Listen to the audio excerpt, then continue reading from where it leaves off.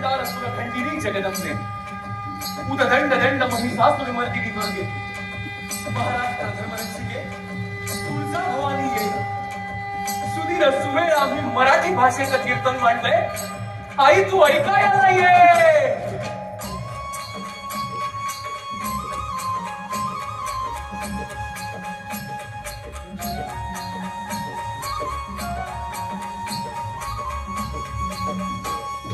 मोर गावच्या मोरेश्वरा आशीर्वाद ये शिंगणापूरच्या महादेवा डोलायला ये हे जेजुरीच्या खंडेराया दुधी घेऊन ये ओंकाच्या म्हाळसाई बुधली घेऊन ये पंढरीच्या पांडुरंगा मृदुंग घुमवत ये रामटेकच्या रामराया झांज वाजवित ये कोल्हापूरचे आई माझ्या पाठ राखणा ये सिद्धी विनायका काही चुकले मंगले सुचवायाला ये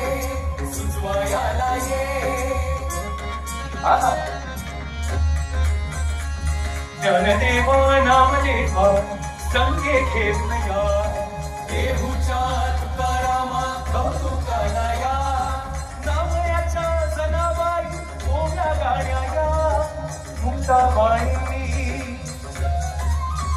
सोखाया नो संत सजनानो सारे सारे या सारे सारे या सारे सारे या मराठी भाषेचा कौतुक गातो तुम्ही ऐकायला या चला तर साऱ्यांनी मिळून साकडं घालूयात हे नवनवोन्मेष शालिनी चातुर्य कला कामिनी अभिनव वाग्विलासिनी वीणा वादिनी विश्वमोहिनी महाराष्ट्र शारदे आता केवळ तुझ्याकरिता पळवलो आहोत ये तुझी वीणा छेडित ये तुझी वीणा छेडित ये अमृता तेहि पैजा जिंके अमृता तेहि बोल माझा मराठाची बोल कौतुके मराठाची बोल माझा मराठाची बोल कौतुके मराठाची बोल कौतुके परी अमृता तेहि पैजा जिंके परी अमृता तेहि पैजा जिंके ऐसी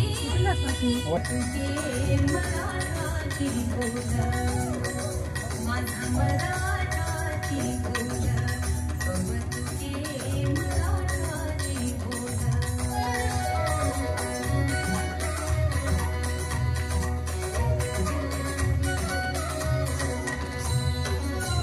जे कोवळी केली पाळी दिसती नारी रंग थोडी जे कोवळी केली पाळी दिसती नारी रंग थोडी बेथे परिमळाचे बेक मोडे बेथे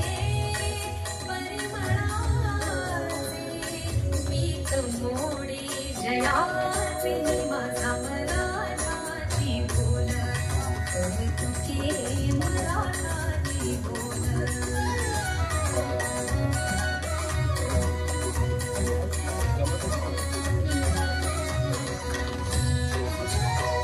ऐका रसाळपणाची या लोभात ऐका रसाळपणाची या लोभात ही श्रवणींची होती जिव्हा ही श्रवणींची होती जिव्हा बोली इंद्रिया लागे कळंभा बोली इंद्रिया लागे कळंभा एकमेका माझा मराठाची बोल कौतुके मराठाची बोल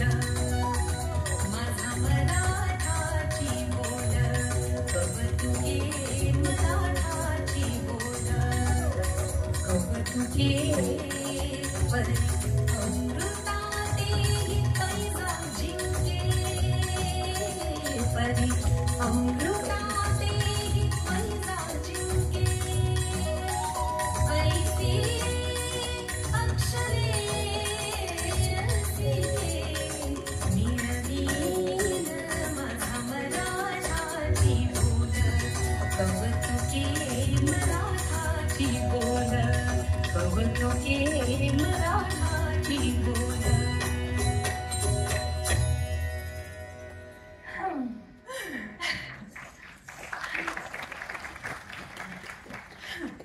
आत्ता आपण संत ज्ञानेश्वरांच्या रचनेवर नृत्य केलं. मराठी भाषेवर प्रेम आहेच, मराठीचं कौतुक आहेच, पण मला ना एक शंका आहे. म्हणजे नुसतीच एखादी मुलगी दिसली म्हणून भाळून तिच्या प्रेमात पडणं आणि तिच्यावर समजून उमजून प्रेम करणं यात फरक आहे ना. म्हणजे आजच्या जगण्यात आम्हाला मराठी अशी अचानकच भेटते. ट्रेडिशनल डेला नऊवारी नेसली, नथ घातली की हॅशटॅग मराठी मुलगी. पण आमच्या जगण्यात मराठी किती आहे. ऐकायला गोड वाटत म्हणून मी स्पॅनिश गाणी सुद्धा ऐकते. पण प्रश्न हा आहे की मला मराठी कळतं किती. आता माझा मराठाची बोलू कौतिके पहिली ओळ सॉर्ट ऑफ कळली मला, पुढचं काहीही कळलं नाही. अगं साहजिक आहे, 700 वर्षांपूर्वीचं मराठी आहे. काल परवा माणसाने कोड केलेल्या कम्प्युटर लँग्वेजेस सुद्धा टिकत नाहीत, दशकभर सुद्धा. इथे तर आपण शतकांची भाषा बोलतो. शिवाय कम्प्युटरची कृत्रिम भाषा आणि माणसाची जिवंत प्रवाही भाषा यात फरक असणारच ना. माणसाप्रमाणे भाषेलाही चेहरा मोहरा असतो, डीएनए असतो. आजच्या बहुभाषिक जगात आपण मराठीशी नातं टिकवून आहोत. पण एक काम करूया, best selling book of all the times गुगलला विचार, बघू काय उत्तर येतं. Plays by Shakespeare, 16th century. Tale of Two Cities, Charles Dickens, 1859. Copies दिल्यात 200 मिलियन्स. आणि गुगलला ज्ञानेश्वरी आणि तुकाराम गाथेचा पत्ताच नाही. भावार्थ दीपिका ज्ञानेश्वर काळ 13वे शतक, अभंग गाथा तुकाराम काळ 17वे शतक. आणि कॉपीज म्हणशील अगणित. पण हे जर आपल्यालाच माहित नसेल तर गुगलला कोण सांगणार. आणि मग गुगल आपल्याला कसं सांगणार. तू मगाशी म्हणालीस तुला मराठी ओव्यांचा अर्थ कळला नाही. मराठीचा मराठीतच अनुवाद दाखवते. वाच बरं. माझा मराठाची बोलू कवतिके परी अमृतासीही पैजा जिंके ऐसी अक्षरे रसिके मेळवीन. माझा मराठाची बोलू कौतुके परी अमृतासीही पैजा जिंके ऐसी शब्द रचना रसाळ जुळवेन. म्हणजे गोडाची स्पर्धा लावली तर खरं तर अमृत जिंकायला हवं, पण त्या अमृतालाही हरवेल अशी मधुर भाषा तुझ्या समोर मांडेन. जिये कोवळी खेचेनी पाडे दिसती नादीचे रंग थोडे वेधे परिमळाचे बिक मोडे जयाचेनी. जिच्या कोमलते पुढे दिसती सप्तसुरांचे रंग थोडे वेधाने परिमळाचा गर्व मोडे जिच्या. आणि नादी नादब्रह्म म्हणजे संगीत. या भाषेची कोवळी इतकी आहे की तिच्या पुढे सप्तसुरांचे रंगही फिके पडतील.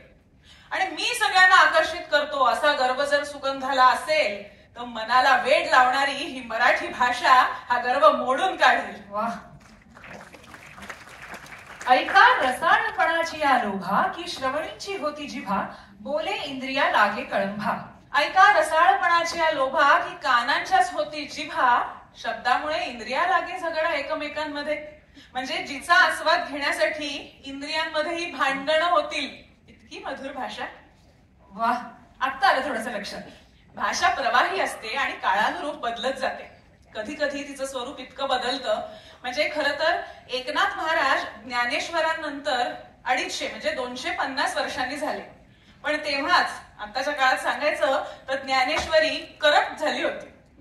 मग नाथांनी तिचं पुन्हा संपादन केलं.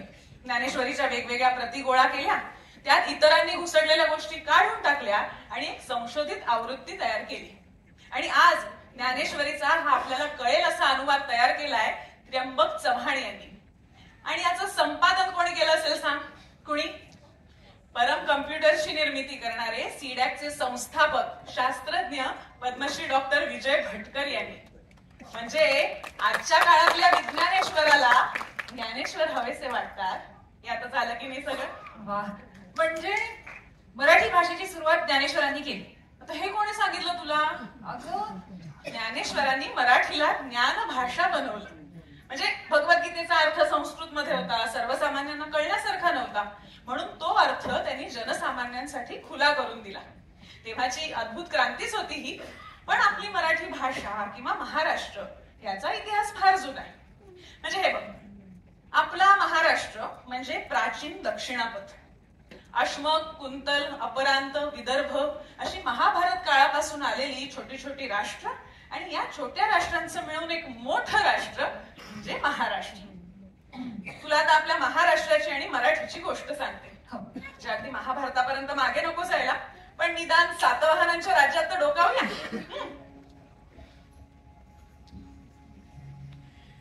सातवाहनांचा काळ म्हणजे इसवी सन पूर्व 200 आणि इसवी सनाची. या राजांनी महाराष्ट्राला उज्ज्वल काळ दाखवला.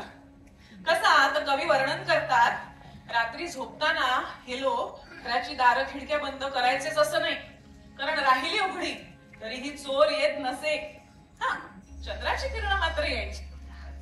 तर या राजांनी प्राकृतला बाजूला ठेवून मराठीला प्राधान्य द्यायला सुरुवात केली. प्राकृतला प्राधान्य सुरुवात केली आणि त्या व्यवहारात ती भाषा कशी वापरायची हेही शिकवलं. प्राकृत म्हणजे तेव्हाच्या बोली भाषा, रिजनल लँग्वेजेस.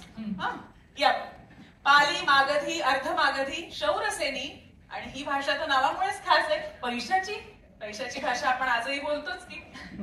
तर या सगळ्या भाषांमध्ये सगळ्यात गोड म्हणून ओळखली जाते ती महाराष्ट्री प्राकृत. आणि ही भाषा म्हणजे आपल्या मराठीचं पूर्वरूप. तर या संपन्न अशा सातवाहनांच्या राज्यातला एक महान राजा हाल सातवाहन, त्याने आपल्या राज्यात दवंडी पिटवली. ऐका हो ऐका, घराघरात सहृदयांची मने हासती डोलती, घराघरात सहृदयांची मने हासती डोलती. केवळ पंडितांनाच का सुचे काव्य पंक्ती? शब्दातून होईल जिथे काव्याची अभिव्यक्ती, शब्दातून होईल जिथे काव्याची अभिव्यक्ती, अमोल काव्याचे त्या मी देईन मोल यथामती. ऐका हो ऐका, घराघरात सहृदयांची मने हासती डोलती. मग काय झालं? मग कोट्यावधी मग जमली कविता हरखला राजा वेच वेचिता. कोट्यावधी मग जमली कविता हरखला राजा वेच वेचिता. निवडे उत्कट 700 गाथा. किती? 700. निवडे उत्कट 700 गाथा. मराठी जिथे टेकवी माथा. ती ही हालाची गाथा सप्तशती. ती ही हालाची गाथा सप्तशती.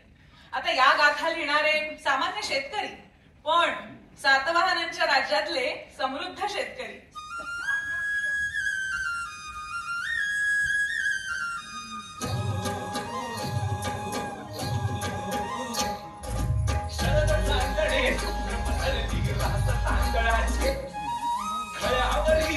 पूर्व शोभा चढत्या चंद्राची, चढत्या चंद्राची, मोत्यांची रास सुगीची शेतकऱ्याचे घर. सांगण्यात या सज्जनाने करती नृत्य गान, हो करती नृत्य गान. सगळं आलबेल असलं तरी दिसे न सज्जन दुष्ट जगिया बहुल दुर्जना थारा. दिसे न सज्जन दुष्ट जगिया बहुल दुर्जना थारा. क्वचित आढळे हंस, क्वचित आढळे हंस, कावळे नांदती सहपरिवारा.